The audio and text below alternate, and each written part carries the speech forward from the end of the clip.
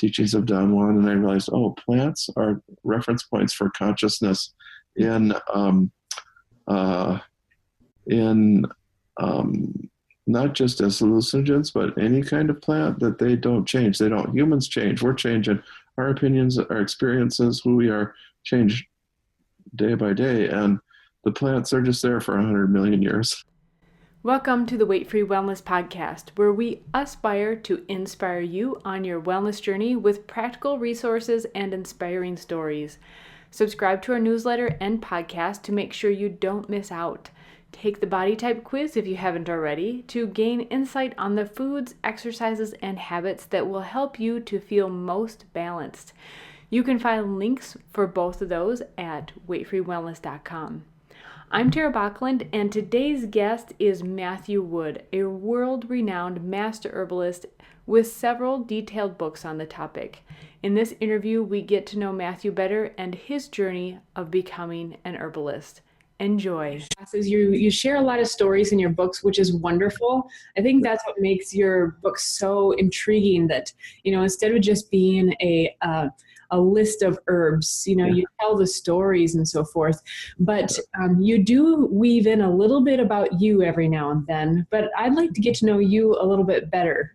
Can you do that? Yeah, okay. Well, I'm a little bit shy about my personal history, but that's okay. Well, I won't dive too deep.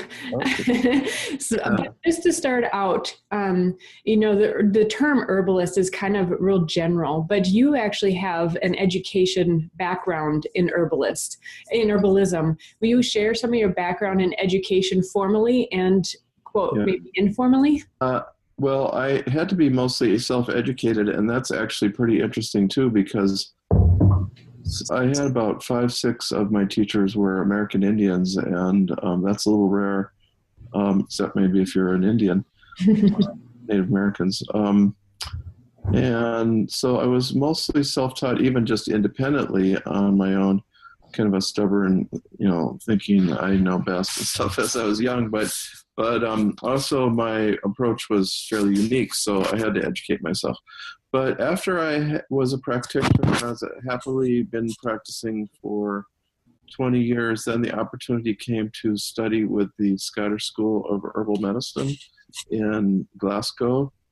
And we had to go over there 7 times over 2.5 years, and actually, if we wanted to attend our own graduation, 8 times over, which we all did because we were very attached to each other, our class. And so we graduated, and the overseeing body was the University of Wales, which is kind of a virtual university. And so we actually graduated in Cardiff there.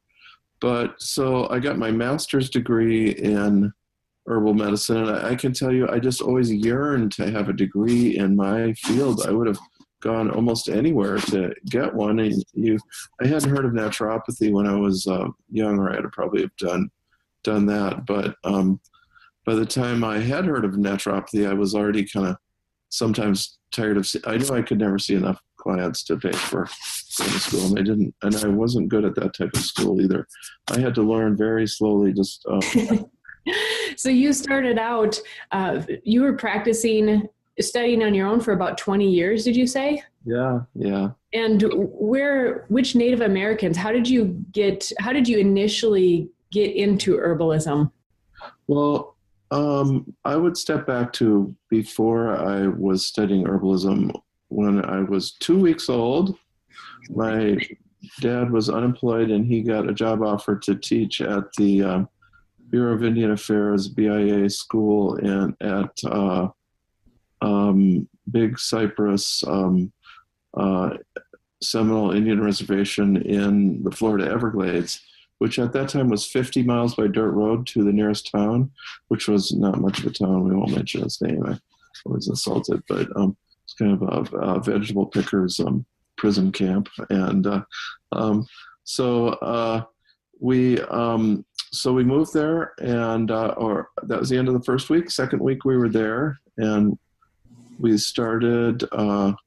I was just a few weeks old, but I lived there until I was 2 plus a little, and I was imbued with that whole kind of very foreign spirit in a way. Seminoles there are really the only Native American band I know of who defeated the U.S. government. That's why they're there, and they finally just accepted that they're there, and they couldn't get rid of them. And they're very independent. And actually, over the years, talking with them and with other Native American tribes and nations across the country, I find that they'll always say, "Oh, we're not related to those people." The Seminoles will say, "Oh, they're not real Indians. We're the real Indians," and the other Indians will say, "Oh, we're not. Those Seminoles are not real Indians." And that's because the Seminoles broke with the tribal leadership, and you can't just do that. You can't just say, "I'm going to go out on my own." So a couple hundred of them broke, a couple thousand probably, and ran away to. That's what the Seminole means. Runaway ran to the swamps of Florida and hung up in there. So they did not speak English as their first language when we lived there. They spoke Seminole, even the little kids, old people, everybody. So it was a very foreign thought universe. And I know that it influenced me deeply. And I had a hard time learning English, or I never learned Muskogee, their language. I had a hard time learning English, though, until we left. And then I learned English, but I was never good at English because it always seemed like a foreign language to me. And when I was about 20, I started studying astrology so that I could have a language of energy patterns, because that's how I thought. I thought in energy patterns, which is much more like the way Native American languages are, and pattern-based. And that's all been run out of the English language. Our language has been edited, as one of my Native friends said, who was getting her PhD. She said, English is a language of commerce. And it's excellent for evaluating things, for giving things value, but it's not good for describing spiritual experiences or realities. And all that was run out of English about 1650 to 1700. I've studied all that. And I studied history, actually, as my undergrad degree. And my dad studied the English Civil War period, which is when that big transition happened. So, there was a deep influence there, and then my parents were Quakers, and I was raised a Quaker, and that meant, follow your inner light, your own, what works for you. And so by the time I was at early teens, I was already figuring out what worked for me, which I read the first Castaneda book when I was 13, the summer it came out, Teachings of Don Juan, and I realized, plants are reference points for consciousness in not just as hallucinogens, but any kind of plant, that they don't change. Humans change. We're changing. Our opinions, our experiences, who we are, change day by day. And the plants are just there for 100 million years. Yarrow just doing its thing.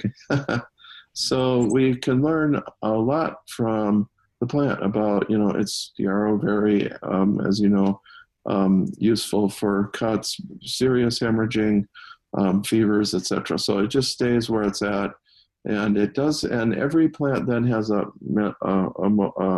physical use, a mental, emotional, and a spiritual use too, or psychological. Which in the case of yarrow, it's for cuts to the bone, deep cuts, deep reverses. Helps you spring back from that. And then also I learned from one of my native teachers, Tismo Crow, who's deceased now. He taught us magic. He said, his whole way of living was magic. Like, magic works. Magic is real. And I'm not gonna fold under to the white man's world, was his attitude. I'm just going to continue to believe in and practice magic. And so many plants have a magical use too. Actually, and yarrow, indeed, if you put the fresh twig around your workshop, tools, sharp edges, it's very protective for against cuts and things like that. And is that's the magic component then? Yes. Yeah. So at any rate, I then, by the time I went to the University of Minnesota, I wanted to study herbalism, but I had to study botany. And I was too shy, and I didn't feel like telling counselors and stuff what I wanted to be was an herbalist. But maybe they would have helped, But that was a long time ago. That was 1972. I graduated. And But you really had what they classically call the calling. You knew inside. Absolutely. Yeah. Yeah. You can't fight it off. You got to do it. Mm-hmm. Yeah.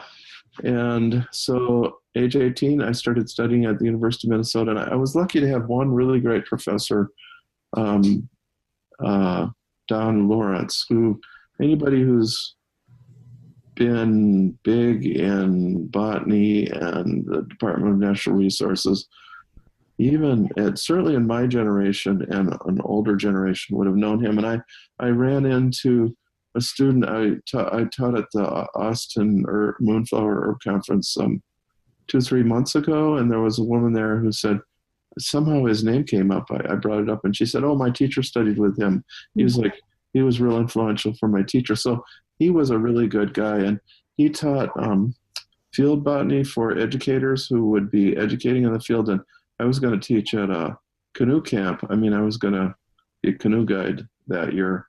So I got to be in that class. But lo and behold, I'm probably have taught more students than anyone in that class. I've been probably a more active educator in the herbal field than anyone, because I've just taught hundreds and hundreds of thousands of herbal students. And though I haven't done as many herb walks as some people, I know my herbs, and I'm always doing it a little bit or a lot, or every year a couple herb walks. And so also he taught a class. In that class we had to write an essay on a paper on a plant. I chose bur oak, the native oak of, well, where you live in Minnetrista and where I lived there, out towards the prairie, out in Hutchinson. In fact, Hutchinson, where you guys, if your John's business is still there, that's really got the oak country. I love that tree. And he said, I remember, because I still was not a good speaker, he said, "Well, you're not a very good speaker, so you get a B for your oral presentation, but you really understand that plant." It's almost like he said, "You really understand the essence of that plant." And that was like, I felt like, somebody gets me. You got to understand the essence of the plant. And it was like he virtually said that. And so so you get an A, he said. So then I continued on, but I dropped out of botany. I studied soil science. They didn't really have ecology then. It just was starting to emerge, and kind of just soil science did help me because I'm aware of soil changes and things, and that's ecology. So I got some good book education at the University of Minnesota, but it still wasn't herbalism. I dropped out many times, and finally I just went to school part-time and finished with a history degree after 14 years. Count them. But that paid off, because with that and my membership in the American Herbalist Guild, I could do the degree in Scotland, and I just loved doing that. And so I went 7 times to Scotland or Majorca in the Mediterranean, because Scottish winters are worse than Minnesota winters. It's so cold and damp. It's just terrible. I don't know. And it's farther north than Minneapolis, so it's really dark. So I'm curious, because you do a lot of teaching and training. What did you gain from that formal training that a person might not be able to get just by collectively studying with different teachers? Yeah. So I got a good grounding in botany, which I truly appreciate. It's almost like I appreciate, well, I have a hard time with, like plant ID books and stuff. And I did take a taxonomy class, how to count the flower petals and this and that. But I found that by taking that field botany class with Dr. Lawrence, that once you understand about 35 common plants, then you can get through the field books and add more plants to your repertoire. Plus, he taught us how to look out over the view and what's that plant community? That's the eastern hardwood forest, and then there would be the bur oak transitional savanna to the prairie, and then there'd be the prairie. And we studied all this. All this is within the Twin City area. And then there would be swamps and different types of swamps, and then the herbs. And So the herbs would be in those different environments. And I remember later, Tismal, he actually said it in a little bit more practical way. He said, the way I was taught, first you look for the tree, and then the bush, and then the herb. And that's really kind of how Dr. Lawrence taught us, although it wasn't put that simply. First, you look out over it, you see, oh, there's a bunch of bur oaks. I expect to see this, this, and this. There's a nice maple basswood forest. I'll see this, this, and this. And so that that was an excellent training that way. And I appreciate that. And eventually I did take all my pre-med and stuff. And finally, by the time I studied, it would be organic chemistry, I said, oh my God, this is just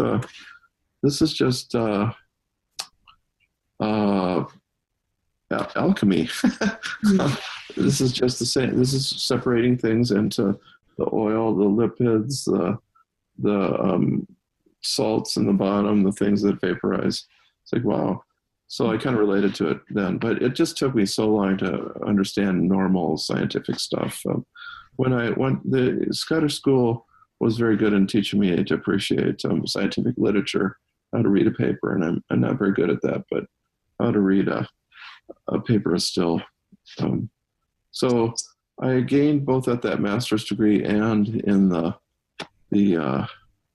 basic level, but I didn't think I would gain at first. A lot of my learning had to be outside and had to be either on my own or from my few teachers that I learned from. And so did I understand correctly that during or after your training in Scotland, you actually got pre-med training at the university, maybe back in Minneapolis? Or? No, that was in the 80s, that was my 14 years. I finished that thinking I might go to naturopathic school or something, but that never amounted to anything except I finished my degree. So, and then you also talk in your books, and we've talked casually too. You talk about I forget how you say it, but the plant realm gave you your degree.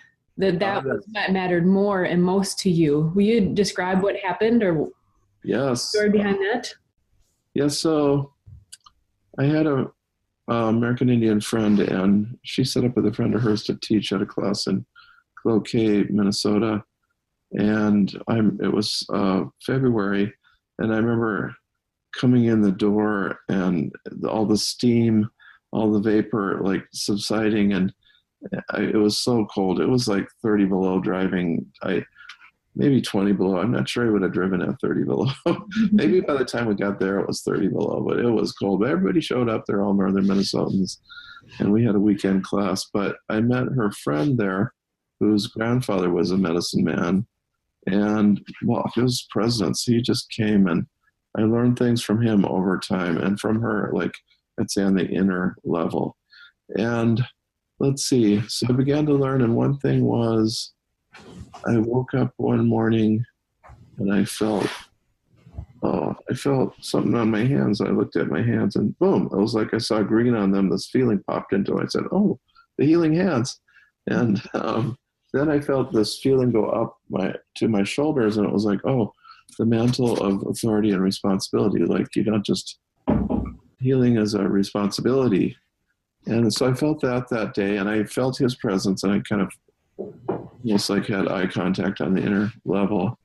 And then a day or two later, then I had either a dream or a daydream where I saw the arm of Mother Nature coming across my inner vision. She looked kind of like the Statue of Liberty. It was like that green bronze, weathered color. And she had a sheepskin. I mean, I could tell it was literally like the old-fashioned medieval licenses or degrees. And she said, here's your, and I understood, maybe, I don't know if I heard her voice, I can't remember now, but I understood this was my medical degree, that I had the medical degree from Mother Nature. And I didn't know that such a thing existed, but I truly, truly felt honored, and I deserved it. And I knew why I had it, and that was because I had studied Mother Nature's ways. I had put that first, and Mother Nature's ways are different from human scientific man-made ways. And I mean, just in disease names, all our disease names they're all man-made, like, cryoglobulinemia or something. And then what's that mean? It's like in Chinese medicine, it would be blood coagulation or something, or type of, and that's more, nature thinks in patterns of coagulation or thinning, thickening, heat, cold, damp, dry, the elements, the 4 elements. And we add a few more things to that, and that's about all that can happen. That nature just gets windy and brings in some heat or some cold, and then the air gets too still and hot, or the breeze is nice, or and so the nature thinks in general patterns like that, and those patterns then enter us, and we get, as the Chinese would say, wind, cold, wind, chill, or we get too hot, hot and dry, or we get like a Santa Ana wind in California, in Southern California, hot and dried out, or we get the damp humidity of midsummer, which even up to Minnesota, but especially, the whole South and up the big river valleys, the Ohio and the East Coast is prostrating, just exhaustion that we get for 2 weeks, they get for 2-3 months. But so they get used to that. We need to get used to that. And the way Mother Nature thinks, see, there's an antidote. There's a plant that's good for that type of problem, and that's particularly called yellow jessamine, and the Gelsemium sempervirens. It's quite toxic, so it's only used in homeopathy, but it grows all along the Gulf of Mexico coast, and it's a vine on the ground, and it is for that lethargic heat. You feel like, exhaustion. Boom. And I've used it, and I remember once jogging, it was 105 in Minnesota. There's only one other jogger. Oh, hi, just because I was taking care of that. It was 105 and humid. I knew my body had been taught how to take care of that by that plant, using it homeopathically, because that's what it does. And so that's what the plant has, the antidote. It lives in that weather. It knows how to handle it. Mm-hmm. And there's other plants there, and they might handle it or handle some other aspect, but that's the one that's come down to us. It's so useful. I don't know if that's the essence of that. Yeah. I don't know if we've talked about it, but it seems to me it's real similar where, at least for me, a certain plant that grows around here works better than, let's say, I go to an acupuncturist and I get their herbs, and they don't quite seem to have the impact. Like, I was born here, these plants seem to have a stronger impact. Is that a similar pattern? Well, I think that is true, that there are plants for Minnesotans. On the other hand, herbs are one of the oldest trade items in existence. So the Roman Empire, we know they traded to the Spice Islands and Indonesia. They didn't know about them, but that came through the through Arabic country and into the Mediterranean. And so they had cinnamon and all that stuff. And even the mummies in Egypt have turned out to have tobacco and cocaine in them from the coca leaf. So, I mean, this is now proven. So there was some kind of trade route to America and Egypt. There was not for the Romans, but so there's been extremely ancient. And then on the North American continent, Tismal described this some, and I don't know if this is oral tradition or he talked to Eskimos, but he said or the Inuit, they would be called, that black cohosh, they would trade for black cohosh, which they couldn't get, which is, of course, as you know, a really good plant. And yeah, I would say here, we're about, we're a couple 100 miles north of where black cohosh cuts off. We can grow it. I've grown it Minnetrista there, but then that's better than white or red cohosh. So we would maybe trade some, but also, yeah, we can't grow that gelsemium, but it is suited to a small part of our year, and it's suited to that weather. Yeah, I do think there are some problems. I think part of the problem too is that, if you get to, like the way I studied herb, Dr. Lawrence taught us, what was out there. Desmond's teachers taught him the tree, the bush, the plant, and therefore you have a much more holistic, complete experience of your environment, and the plants flash into your mind some, and they talk to you more. And the Chinese herbs, it's taken me a long time to understand them because they're more abstract to me. And some of them are pretty ingenious, and I say, oh, yes, I see why they're using it that way. And some of them have taught me about American plants, but the analogs there. But I do agree. I remember too hearing a long time ago, before Chinese medicine got so well established, a Chinese practitioner said, I could come to a new continent and land on the shore and just start using the herbs there because I can read the signatures. I know what they look like, and I know the taste. I know what they'll do. And you can find old herbalists who really, in this kind of pre-scientific era, Samuel Thompson, I went out in the woods, the whole town's dying of, 30 people have died of diarrhea, and he's called and he arrives and he goes out in the woods and starts tasting herbs. And then boom, from the time he arrived, not a further person died. So that's amazing stuff. And that's honestly, I think why I really enjoy your books and teaching so much is that it's very practical. It's not just a list and you can really learn deeply. Now I want to end with just a couple of questions. Yeah. Because you have students that span from beginners to high level practitioners. Yeah. And it can sound intimidating when, of course, we know that you're a master practitioner. I've been doing this for years, so it's not fair for us to compare ourselves to you, obviously, but we can sit and we can yearn to have that message from the plant world, right? And I'd like you to speak both to the new person who might, honestly, I was very afraid to use herbs at first because they were, I do believe they need to be respected.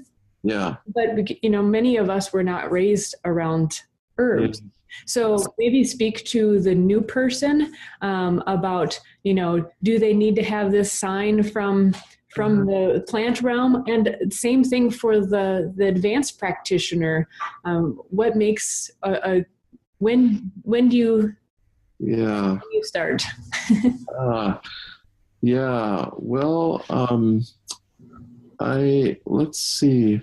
You certainly don't need to have that degree from the plant realm, although I've known several other herbalists. I know they had that. I shouldn't mention their names, but I know several. And I remember one student I had who had a dream of being in front of a bunch of us receiving her license like that.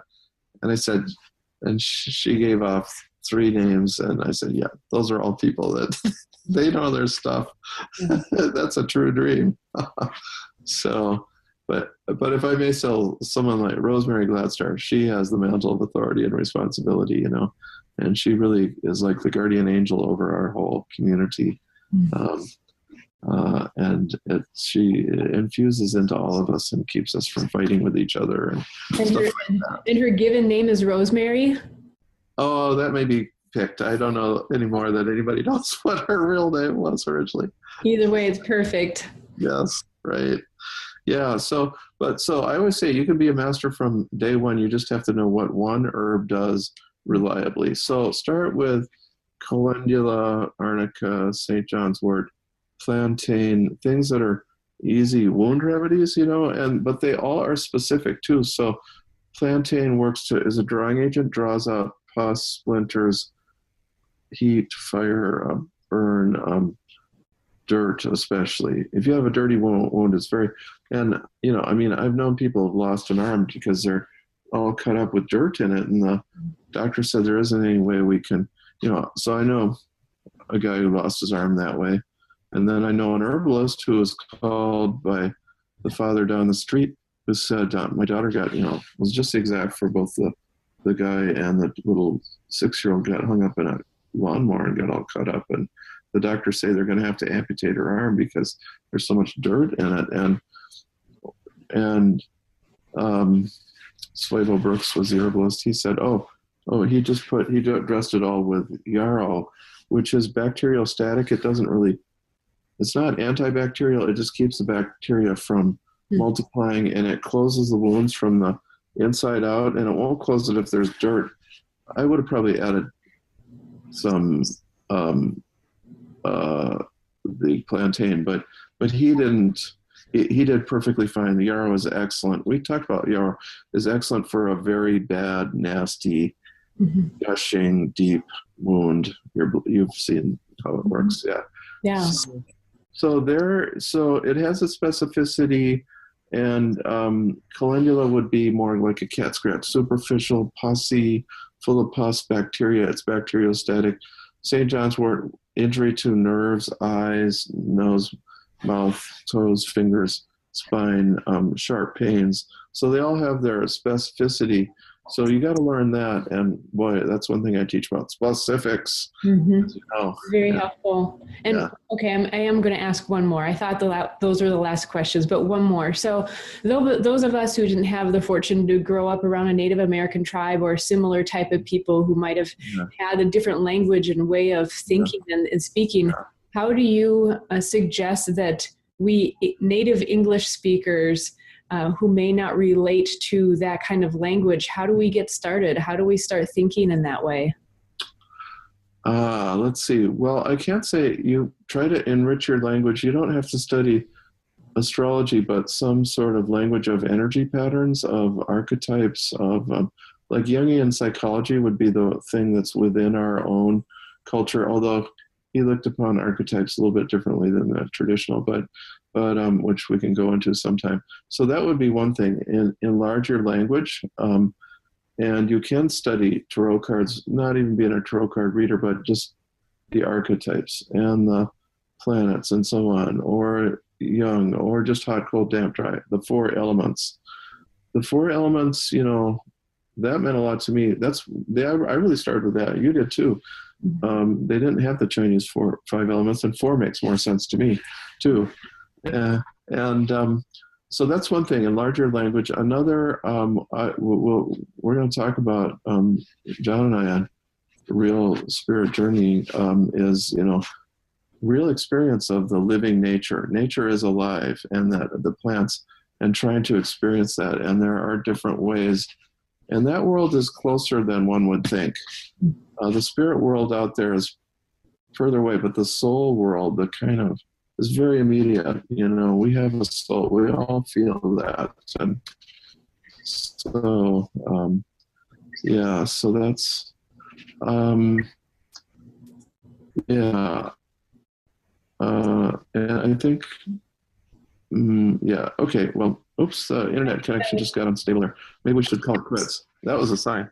Yep. No, that was a great synopsis. And so a great introduction to what we can get into later too. I mean, topics that you can talk for hours. So that will be a lot of fun. Yeah. Well, thank you very much for sharing about you, and really look forward to hearing more. Yes.